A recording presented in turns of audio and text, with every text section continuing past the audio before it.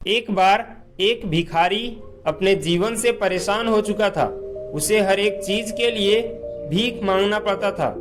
इसी बात को लेकर वह दुखी रहता और दिन भर यही सोचता कि उसकी जीवन में बदलाव कैसे आएगा। यह सोचकर वह निराश हो जाता है।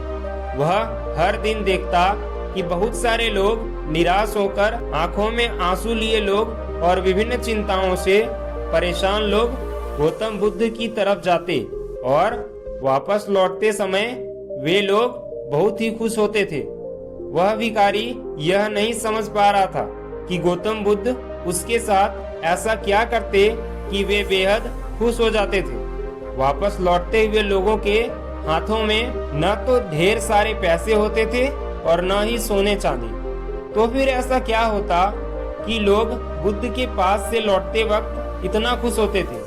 यह सब सोचकर उस भिखारी ने भी निर्णय लिया कि वह भी गौतम बुद्ध के पास जाएगा और देखेगा कि ऐसा क्या होता है कि दुखी लोग उसके पास जाकर खुश हो जाते हैं। वह बुद्ध से मिलने के लिए उसके पास चल पड़ा।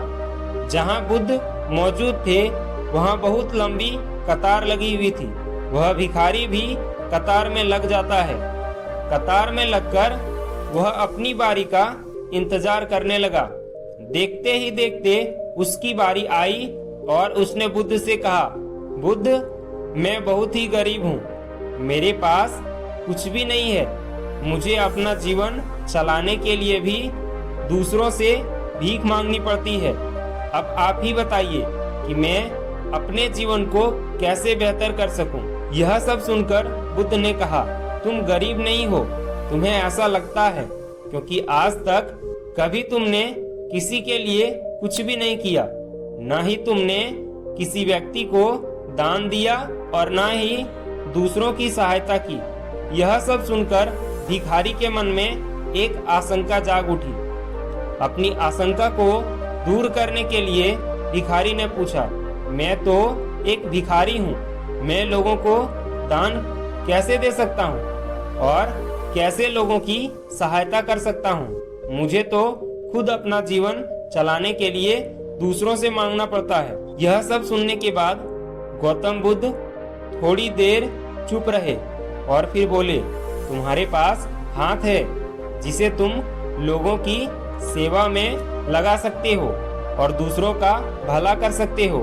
इसके अलावा तुम्हारे पास मुंह है जिससे तुम लोगों से अच्छी अच्छी बातें कर सकते हो और दूसरों का हौसला बढ़ा सकते हो।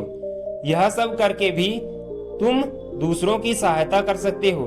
जरूरी नहीं कि दान सिर्फ पैसों से किया जाए। हम चाहे तो शिक्षा का भी दान कर सकते हैं, चाहे तो अन्न का भी दान कर सकते हैं। ऊपर वाले ने किसी को अच्छा शरीर दिया है तो वह गरीब नहीं है, वह बस दिमाग से गरीब है। बुद्ध की यह बातें सुनने के बाद भिखारी बहुत खुश हो गया और उसका मन अब संतुष्ट था। कहानी का तात्पर्य यह है कि हम सब इस बात की चिंता में समय बर्बाद कर देते हैं कि हम गरीब हैं, लेकिन यह सत्य नहीं है। सत्य तो यह है कि जब तक हमारा शरीर पूरी तरह से बेहतर है तो हम उसका उपयोग करके आगे बढ़ सकते हैं और खुद के जीवन को बेहतर बना सकते हैं।